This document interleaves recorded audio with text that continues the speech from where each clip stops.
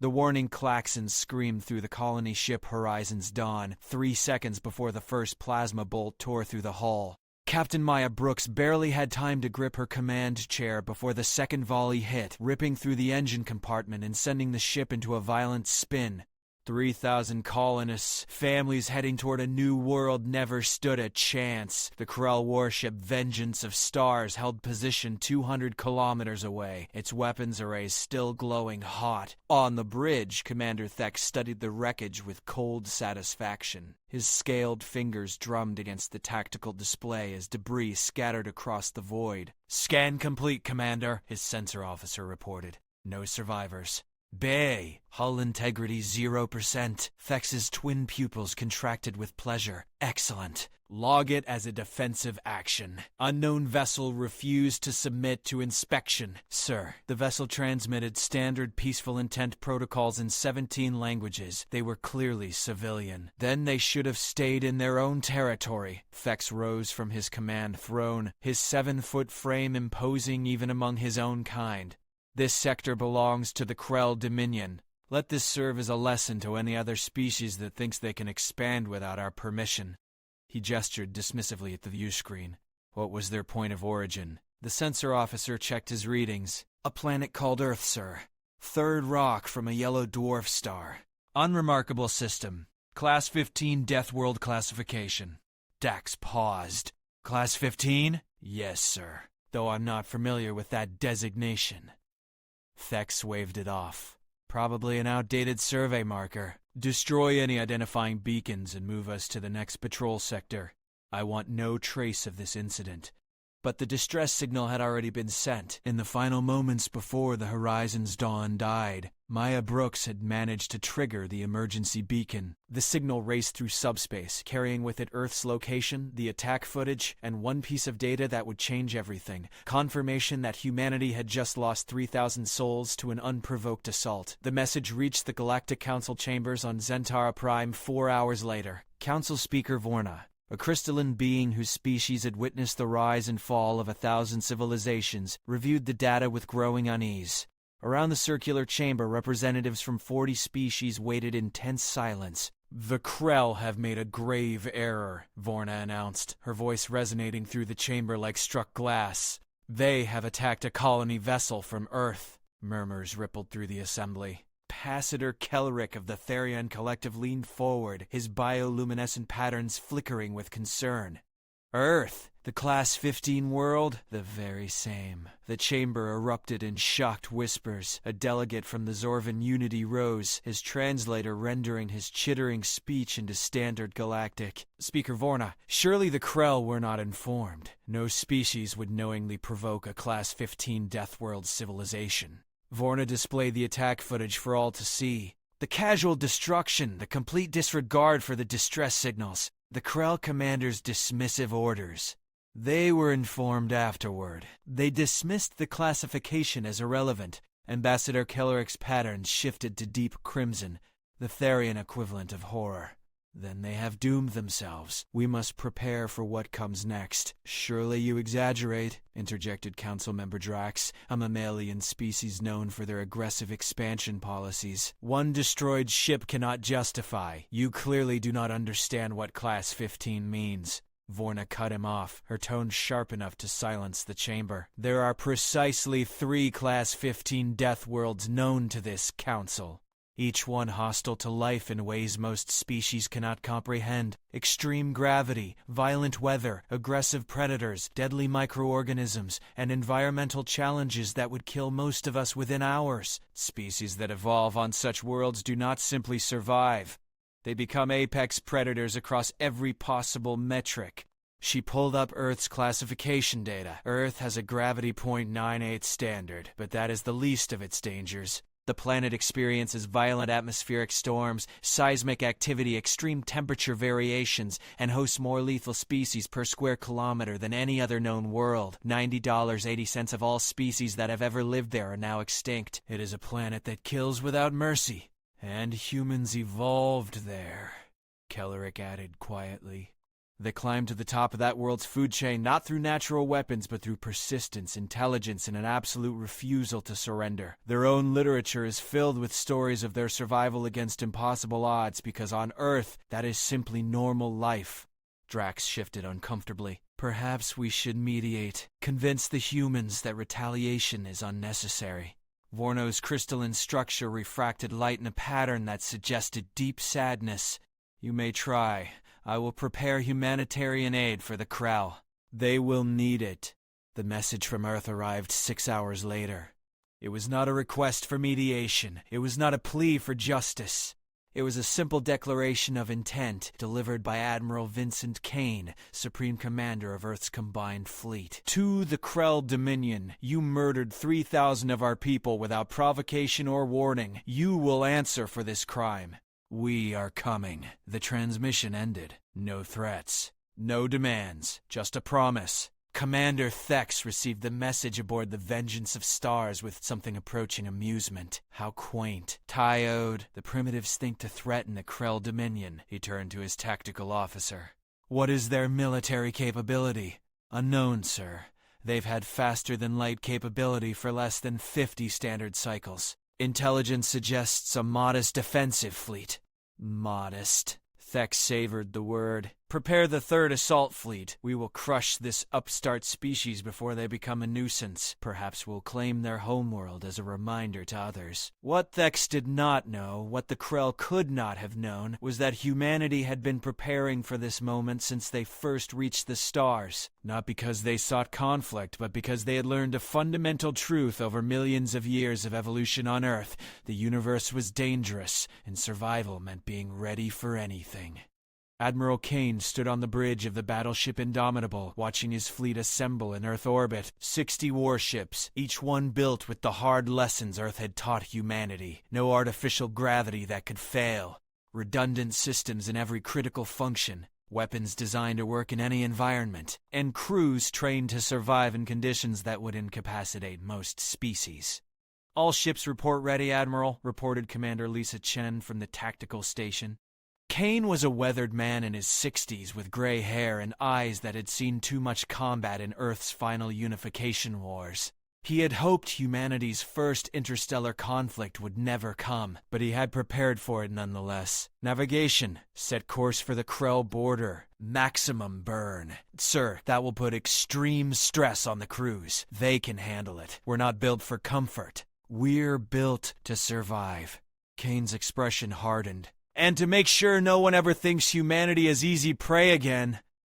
The fleet jumped to faster-than-light speed, pushing engines to limits that would have been reckless for any other species, but human ships were designed by engineers who had learned to build for Earth's extremes. If a machine could survive a Category 5 hurricane or a Magnitude 9 earthquake, it could survive the stress of overspec FTL burns. The Krell Third Assault Fleet waited at the border, 200 warships arrayed in perfect formation.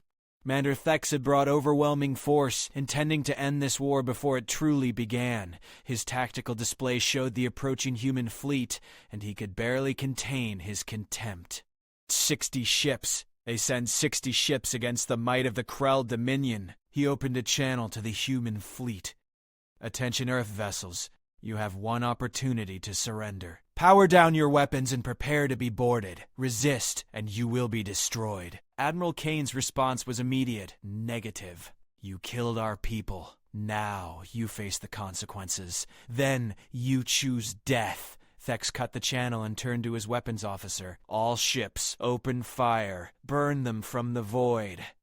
The Krell fleet unleashed a devastating barrage, plasma bolts and kinetic rounds filling the space between the two forces. It should have been a massacre. The Krell had superior numbers, superior firepower, and centuries of military experience. But something was wrong. The human ships didn't try to evade in the traditional sense. Instead, they scattered in seemingly random directions, moving with an unpredictability that frustrated the Krell targeting systems. Several ships took hits that should have been catastrophic, their hulls rupturing and venting atmosphere. But they kept fighting. Damage report on enemy vessels, Thex demanded. Multiple hits confirmed, but they're still operational. Sir, their ships have extreme redundancy. What should be killing blows are merely degrading their effectiveness. On the Indomitable! Alarms screamed as a plasma bolt punched through the starboard hull. The bridge shuddered, and 3 stations went dark. Hull breach. Sections 12 through 15. Chen reported, her voice steady despite the chaos. Sealing compartments. Rerouting power from secondary systems. Kane gripped his chair. Return fire. All batteries target their command ship. The human fleet had been designed with a simple philosophy. Anything that could break would break, so make sure the ship could still fight when it did. Backup systems for the backup systems. Crew trained to operate in vacuum if necessary. Weapons that could be manually aimed if computers failed. It was the product of a species that had learned to survive on a planet that was constantly trying to kill them. The Krell began to realize something was deeply wrong when the human ships closed to point-blank range. No sane commander would do that, sacrificing the advantage of long-range weapons for the chaos of close combat. But humans weren't sane by galactic standards. They were Deathworlders. The Indomitable rammed the Krell destroyer Crimson Talon at full burn, her reinforced bows smashing through the enemy's lateral hull. Both ships shuddered from the impact, but the Indomitable had been built to withstand forces that would crumple most vessels. The Crimson Talon split in two. Across the battlefield, human ships employed tactics that seemed suicidal.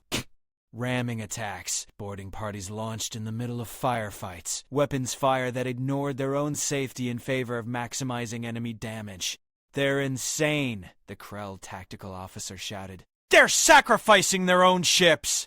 Thex watched in growing horror as his numerical advantage evaporated. "All ships, fall back to defensive formation. We need to..." The transmission cut off as the Indomitable's main cannon punched through the Vengeance of Stars bridge. Thex died without understanding what had destroyed him. He never realized that on Earth predators learned to take damage to deliver killing blows. He never understood that humanity had climbed to dominance not by being the strongest or fastest, but by being the most relentless. The battle lasted 4 hours. When it ended, the Krell Third Assault Fleet was gone. Of the human fleet, 42 ships remained operational. Every single one was damaged. Every single one was still ready to fight. Admiral Kane surveyed the wreckage and allowed himself no satisfaction. This was just their border fleet. The real war starts now. News of the battle reached the Galactic Council within hours, and with it came confirmation of what Vorna had feared. The humans had not just won. They had dominated a force more than 3 times their size, using tactics that bordered on fanatical, but it was the reports from Krell survivors that truly shook the galaxy. They kept fighting with half their ship destroyed. One traumatized Krell officer reported, "We hit their life support and they sealed themselves in suits. We destroyed their bridge and they controlled the ship from engineering. We killed their captain and another human simply took command. They never stopped. They never surrendered. They just kept coming." The Krell High Command, furious at the loss of an entire fleet, mobilized for total war. They would teach these upstart Deathworlders the price of defying the Dominion. They sent everything: 500 warships, orbital bombardment platforms, elite shock troops, the largest military force the Krell had assembled in 2 centuries. Humanity met them with 68 ships. The survivors from the first battle hastily repaired and reinforced with every able vessel Earth could spare. The second battle of Krell space became the stuff of legend. The human fleet used the debris from the first battle as cover, hiding among the wrecks and striking from unexpected angles. They deployed nuclear mines, a weapon most species had abandoned as too dangerous. They used their own damaged ships as decoys, skeleton crews manning vessels that were barely spaceworthy. And when the Krell tried to flank them, they found themselves facing something unprecedented. Human marines in powered armor, using magnetic boots to traverse the hull of a Krell dreadnought while it was still shooting, cutting their way inside and systematically destroying it from within. The Krell had never encountered boarding tactics mid-battle. Most species couldn't survive the radiation, the temperature extremes, or the physical trauma of combat in the void. But humans had evolved in an environment that exposed them to cosmic rays, temperature swings of 100 degrees, and predators that hunted in packs. Commander Lisa Chen led one of those boarding parties. She and 20 Marines cut through the hull of the Krell flagship Eternal Dominion, while plasma fire lit up the space around them. 2 of her team died in the crossing. The rest made it inside and began fighting their way to the reactor core. The Krell crew fought desperately, but they had evolved on a world with .6 standard gravity and a peaceful biosphere. Hand-to-hand combat was not something they excelled at. Humans, by contrast, had been killing each other and everything else on their planet for millennia. Chen's armor took 3 direct hits, each one that should have been fatal. The first cracked her helmet, exposing her to near vacuum. She sealed it with emergency foam and kept fighting. The second shattered her left arm. She switched her rifle to one-handed grip. The third punctured her lung. She made it to the reactor core, set the charges, and dragged her wounded team back to the extraction point. The Eternal Dominion exploded 17 minutes later. Chen survived barely, but she survived because humans had evolved with an almost supernatural ability to endure trauma. Their bodies could function with catastrophic injuries that would kill most species instantly. Their minds could push through pain that would incapacitate others. On Earth, you learned to survive, or you died. There was no middle ground. The second battle ended with the Krell fleet in full retreat. They had lost 300 ships. The human fleet was down to 40 operational vessels, each one a flying wreck held together by determination and emergency repairs. But they had won. The Galactic Council convened an emergency session. Ambassador Kellerick stood before the assembly, his bioluminescent pattern cycling through colors that indicated deep distress. The Krell have lost 800 ships in 2 engagements. The humans have lost fewer than 30. This is not war as we understand it. This is extermination. Vorna's crystalline form refracted the chamber's light into sharp angles. I warned them. Class-15 Deathworlders do not fight like other species. They fight like their planet taught them, with absolute commitment, accepting horrific casualties and never ever stopping until the threat is eliminated. Then we must intervene, insisted Council Member Drax. Mediate a peace before the Krell are completely destroyed. The Krell began this war with an act of genocide, Vorna reminded him. 3,000 civilians murdered without provocation. Humanity has every right under Council law to seek redress.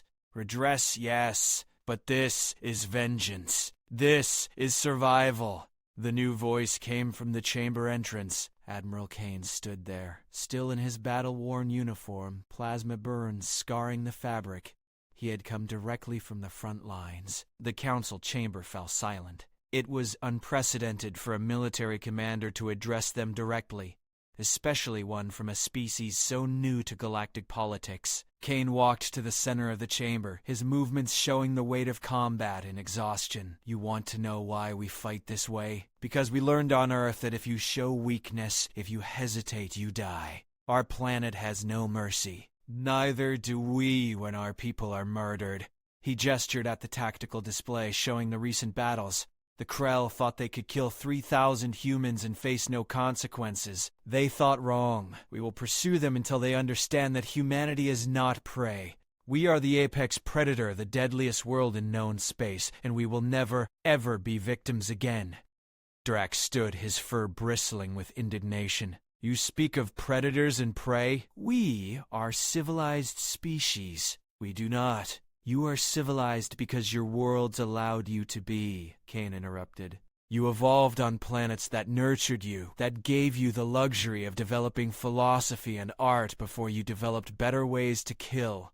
Earth gave us no such luxury. We learned to make fire because the night was full of predators. We learned agriculture because the hunt could fail and we would starve. We learned cooperation because alone we died. He met the eyes of every council member. The Krell made a choice when they destroyed that colony ship. They chose to awaken something they should have left sleeping. Now they will learn what it means to face a species that evolved in hell. The Council debated for hours, but the conclusion was inevitable. Humanity was within its rights under galactic law. The war would continue. Admiral Kane returned to his fleet and gave the order that would end the conflict. Take us to the Krell homeworld. The Krell High Command received word of the human fleet's approach with a mixture of terror and desperate resolve. They fortified their homeworld with every weapon, every ship, every soldier they could muster. If the humans wanted total war, they would give it to them. But when the human fleet arrived, they did not attack. Instead, Admiral Kane sent a message to every government on the Krell homeworld. broadcasting on every frequency. People of the Krell Dominion, your leaders murdered 3,000 of our people and started a war they cannot win. We have destroyed your fleets. We have the capability to bombard your world from orbit until nothing lives. But we are not here for genocide. We are here for justice. The message continued, laying out terms that were harsh but not impossible.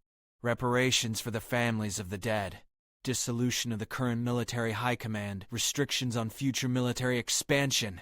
And one final requirement. The Krell would never again attack another species without provocation. Accept these terms, and the war ends now. Refuse, and we will do what we must to ensure the safety of our people.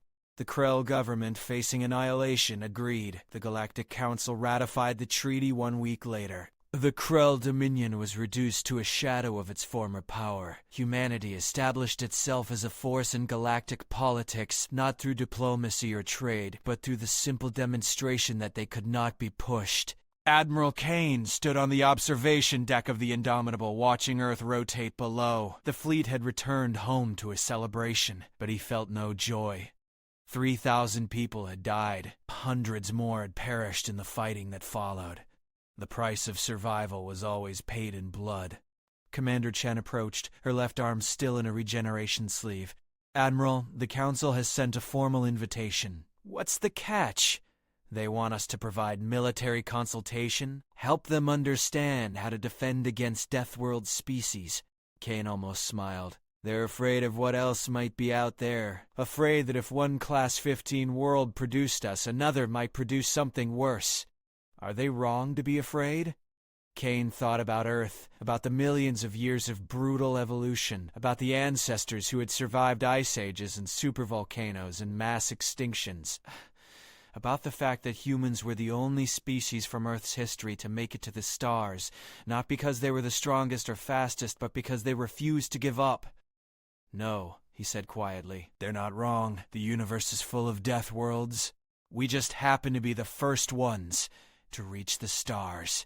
He turned from the viewport. Accept the Council's invitation, but make sure they understand. We're not joining because we need their protection. We're joining because maybe, just maybe, we can help protect them. News of humanity's integration into galactic civilization spread across 1,000 worlds. Most species viewed the newcomers with a mixture of respect and fear. The Krell became a cautionary tale. Never provoke a Deathworld species. The costs are too high. But there were other lessons in humanity's arrival. Lessons about persistence in the face of impossible odds. About the refusal to accept defeat. About the strength that comes from surviving in an environment that constantly tries to kill you. Earth had forged humanity in fire and ice, in famine and plague, in the jaws of predators and the fury of natural disasters. It had created a species that could endure unimaginable hardship and emerge stronger. A species that viewed every challenge as something to overcome, not something to flee from. The galaxy would learn to respect that. Some would learn through cooperation and friendship. Others, like the Krell, would learn through bitter experience. But all would learn the same fundamental truth. You do not attack a Class-15 Deathworld. You do not threaten its children. Because they are born of a planet that knows no mercy, and they carry that legacy in every cell of their bodies. The Krell had attacked Earth, thinking it was just another primitive world. They learned too late that Earth was not just a planet. It was a forge that had spent billions of years creating the perfect survivors. And those survivors were called humanity. Years later, a young Krell student studying galactic history would ask her teacher about the war. Why did our leaders attack them if they knew Earth was a Class-15 world? The teacher, a veteran who had survived the second battle of Krell space, would answer honestly, because we did not understand what those words truly meant. We thought it was just a classification, a number in a database. We did not understand that it represented 4 billion years of evolution in the most hostile environment imaginable. We did not understand that when you attacked the children of a death world, you were not fighting soldiers, you were fighting survivors of countless extinctions, descendants of species that refused to die when the universe demanded it. The student would ask one more question. Will we ever be ready if they decide to attack us? And the teacher would answer with the truth that every species in the galaxy now understood. No, and that is why we must never give them reason to. The war had lasted only 3 months, but its lessons would echo across the galaxy for generations. Humanity had arrived, and nothing would ever be the same.